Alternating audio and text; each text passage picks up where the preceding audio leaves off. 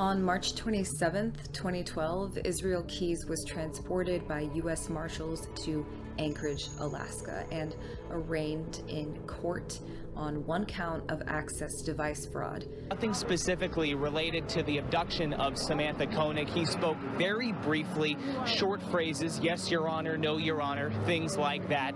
He did plead not guilty to the charge of access device fraud, using that stolen debit card to try and get money.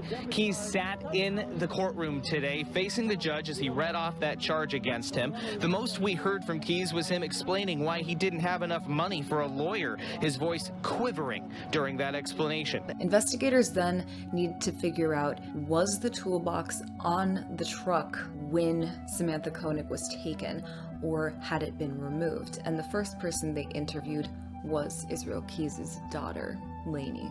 She was only 10 years old at the time, and she did not even know that her father and Kimberly had broken up. But she did tell investigators that she noticed that the rack was gone from the truck. She said that this was unusual and that she had even mentioned it to a neighbor and playmate of hers. Do you remember how long ago you didn't see those toolboxes on there? 2 weeks ago. A couple weeks ago? Or were you over there playing and noticed that? She actually, I was over there, and she said, "Hey, look at it. My dad's truck is different." Yeah, that's... Okay, and then you guys noticed. Did you see the toolboxes laying in the driveway or something? No. Okay, but they weren't on there, and it's just a plain truck without that fancy rack and those toolboxes. Yeah, it was just a white truck. Okay, cool. That's all I needed. Thank you. Thanks again. So Keyes now knows that this is it. He is caught, and investigators are going to go through his computers. From the 31st of March to the 29th of November 2012, he would be interviewed by the FBI 26 times.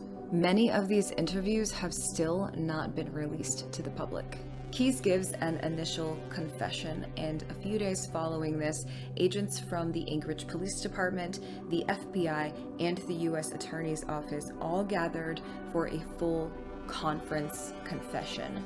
Keyes tells them that her body is at the bottom of the Matanuska Lake, and now they have the task at hand to corroborate the information he's telling them by going out to Matanuska Lake and retrieving her remains so that her family can bury her. On the 30th of March, Keyes gave the FBI consent to seize and search the white and green shed. He also provided agents with the location of the tools he used to dismember Samantha and other items that he used to move her body to Matanuska Lake. Israel also advised that there was likely some blood evidence on the walls and floors of the shed and on some of the tools. Agents from the Anchorage FBI seized the shed along with its contents and numerous items from his house on the same day, March 30th. Blood tests were done and came back positive for stains found on the rear wall of the shed, green rope, and a garden sprayer that was in the shed. On April 2nd, 2012, the FBI Underwater Search Response Team discovered Samantha Koenig's remains at the precise location identified by Keyes. The team of divers located the hole that Keyes had cut into the ice and made an even larger area so that the search and rescue divers with all of their equipment could go down into the frigid water for over an hour to recover all of the body parts.